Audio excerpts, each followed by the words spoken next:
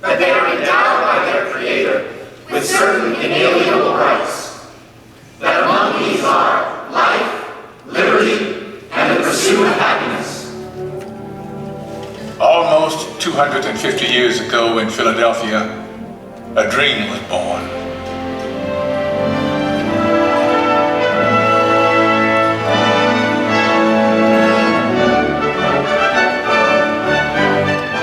In a time of emperors and kings, it was an astounding revolutionary dream that we, the people, should choose our own leaders, that they should be one of us.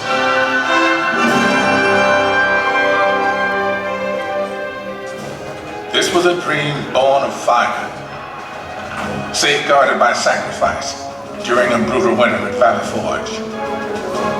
Yet it was a dream that was almost over before it had truly begun. The war for independence had left the American colonies bankrupt.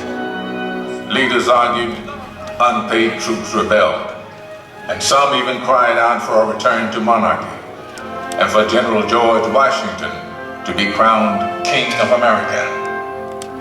But the man who had led an army of farmers to victory over the mighty British Empire made it clear that the only title he desired was citizen of the United States of America. I am at a loss to conceive what part of my conduct could have given encouragement to an idea which to me seems the greatest mischief that can befall our country. If you have any regard for yourself, banish these thoughts from your mind. But when the new nation finally adopted its Constitution, and it came time to elect its first president, there were no doubts about who that president should be. Only he had such doubts. I fear my countrymen will expect too much of me. I walk on untrodden ground. There is scarcely any part of my conduct which may not hereafter be drawn into precedent. In the end, Washington set the most important precedent of all. The man who could have been king stepped down after 2 terms in office and took his place again amongst the people. By insisting that he was, above all other things, one of us, he made it possible for any of us to dream of serving the nation in its highest office. And one day, sure enough, it came to pass that a man who wasn't an aristocrat aspired to the office of president. Andrew Jackson was a battle-forged frontiersman, and according to his predecessor, President John Quincy Adams, a barbarian who cannot write a sentence of grammar and can hardly spell his own name. To which Jackson merely replied, "It's a damn poor mind indeed that can't think of at least 2 ways to spell a word." He may have lacked a formal education, but he was tough and brilliant. Just the ticket for a new nation of Americans struggling to turn a dream into an enduring reality. They swept Jackson into office by a landslide, and then descended on his inauguration, determined to shake his hand in person. Why, 20,000 country people shoved to get in the door, track their muddy boots across the carpet. And my dear, they would be here still if we hadn't placed tubs of punch out on the lawn. Washington's elite fumed, but Jackson loved it, for these were his people. He was proud to be one of us. And do not forget that the planter, the farmer, the mechanic, and the laborer form the great body of the people of the United States. They are the bone and sinew of this country. But Andrew Jackson would wage a mighty struggle to hold that great body of people together. State by state, a monstrous injustice that had haunted the country since its beginning was now tearing it apart.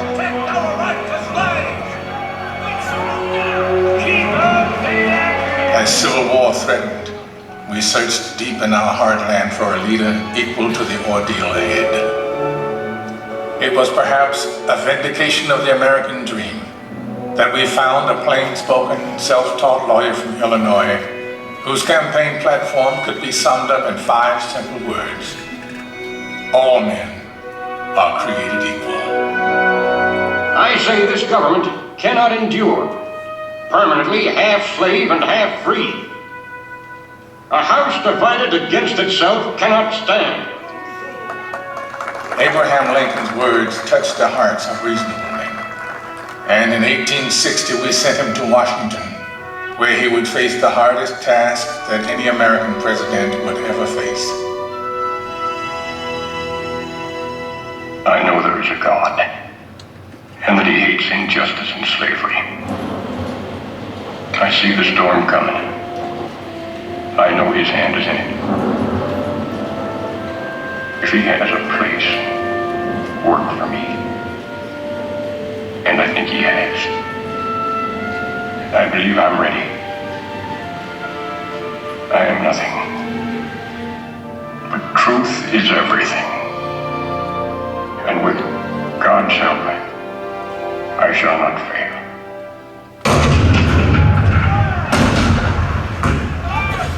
April 12, 1861, Fort Sumter.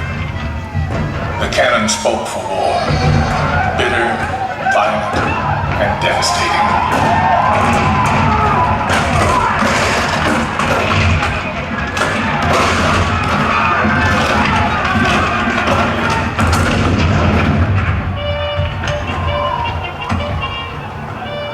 The blood of 500,000 Americans was shed in the dark days of our Civil War. But as the sun rose on a cold November day in 1863, thousands of Americans gathered on the battlefield in Gettysburg to hear President Abraham Lincoln give meaning to our sacrifice.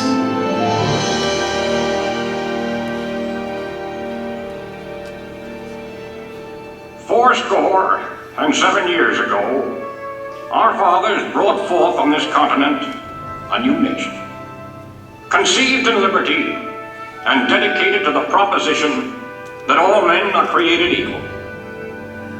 Now we are engaged in a great civil war, testing whether that nation or any nation so conceived and so dedicated can long endure.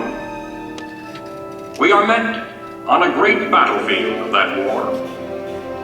We have come to dedicate a portion of that field as a final resting place for those who here gave their lives that that nation might live. It is altogether fitting and proper that we should do this. But in a larger sense, we cannot dedicate, we cannot consecrate, we cannot hallow this ground. The brave men, living and dead, who struggled here, have consecrated it far above our poor power to add or detract.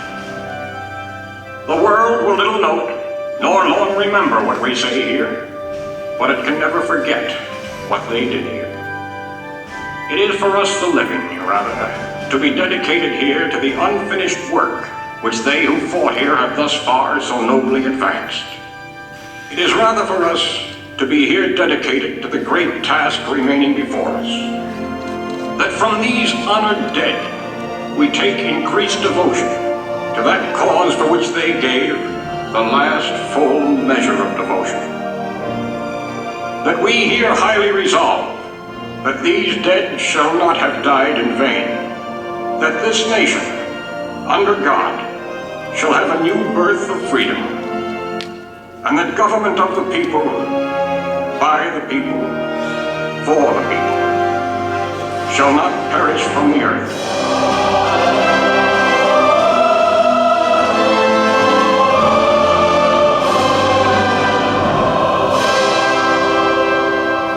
This nation did have a new birth of freedom. And as our frontiers pushed west, we looked for new leaders that embodied our bold, new spirit. Leaders like Theodore Roosevelt, born to wealth and privilege, but imbued with the spirit of the American frontier. He rode with cowboys and led his rough riders up San Juan Hill during the Spanish-American War. This kind-hearted, tough guy fought against monopolies and for the working class. We called him Teddy. Anything else would have been far too formal. He even refused to call his official residence the Executive Mansion. To him, it was just a house. It was just a White House. And so it would always be called. 3 decades later, his distant cousin Franklin Delano Roosevelt would occupy that same White House and lead the country through its hardest trials since the Civil War. A world war was looming, and the Great Depression had paralyzed a great nation.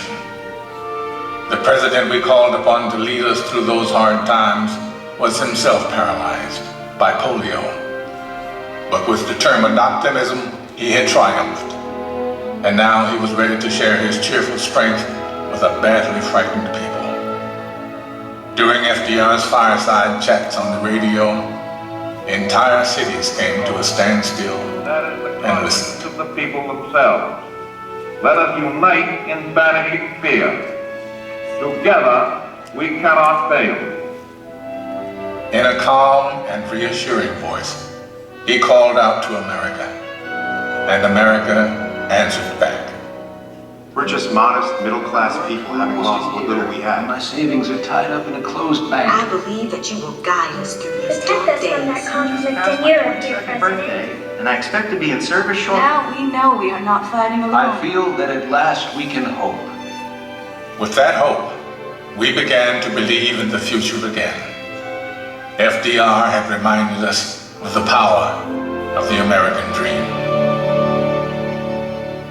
16 years later, America's youngest elected president once again called upon the power of the people to change the world. Let the word go forth from this time and place to friend and foe alike that the torch has been passed to a new generation of Americans. John F. Kennedy's stirring words ushered in a historic decade of civic activism, in which ordinary Americans struggled to right old wrongs and chart new frontiers of possibility. It has always been the role of presidents to remind us of our roots, to call us to the future. In their best moments, they speak words that are already there in our hearts, especially in times of tragedy. All I have, I would have given gladly not to be standing here today. We mourn 7 heroes. We mourn their loss as a nation together. You have lost too much, but you have certainly not lost America, for we will stand with you.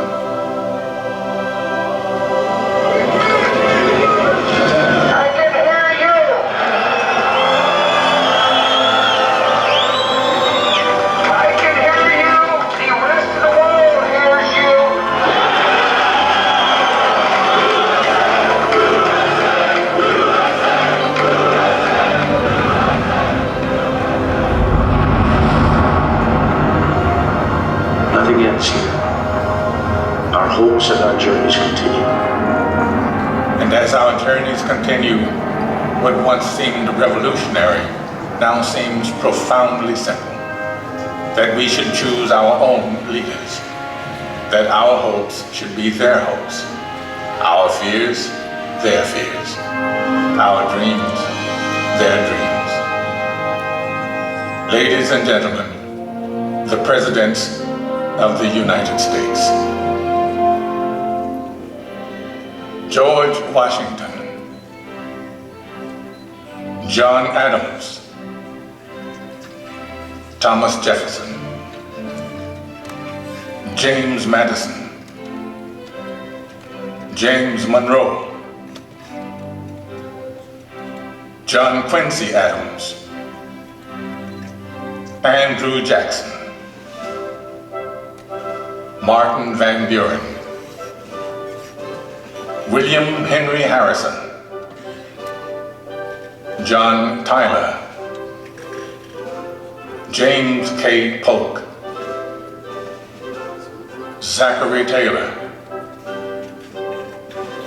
Millard Fillmore, Franklin Pierce, James Buchanan, Abraham Lincoln, Andrew Johnson, Ulysses S. Grant, Rutherford B. Hayes, James A. Garfield, Chester A. Arthur, Grover Cleveland, Benjamin Harrison, William McKinley, Theodore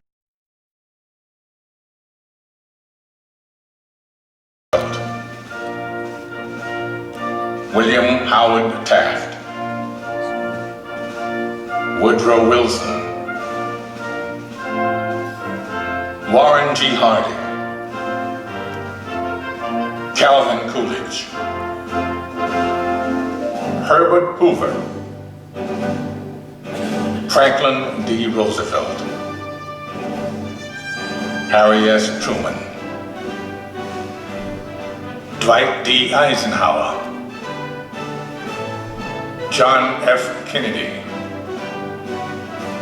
Lyndon B. Johnson, Richard M. Nixon, Gerald R. Ford, Jimmy Carter, Ronald Reagan, George Bush, Bill Clinton, George W. Bush. And now we come to the present. A present that is rooted in our past. For all of liberty's leaders have one thing in common, one trust they all accepted. My fellow citizens, no event could have filled me with greater anxieties than that notification on the 14th day of April, 1789, that you had selected me to lead our nation. But it was with the confidence of my fellow citizens that I took an oath. 35 simple words that have been repeated by every American president throughout history. As long as that oath is taken and solemnly fulfilled, the American dream will endure. I, Barack Hussein Obama, do solemnly swear that I will faithfully execute the office of President of the United States and will, to the best of my ability, preserve, protect, and defend the Constitution of the United States, so help me God. Ladies and gentlemen, President Barack Obama. The American dream is as old as our founding, but as timeless as our hopes. It is reborn every day in the heart of every child who wakes up in a land of limitless possibilities, in a country where we the people means all the people. We may come from different places and believe different things, but what makes us American is a shared spirit, a spirit of courage and determination, of kindness and generosity. It is a spirit grounded in the wisdom of the generations that have gone before us, but open to the unimagined discoveries and possibilities on the horizon that lies ahead. Let us enjoy it, cherish it, defend it, and pass it on to our children as the bright and beautiful blessing it is. This enduring American dream.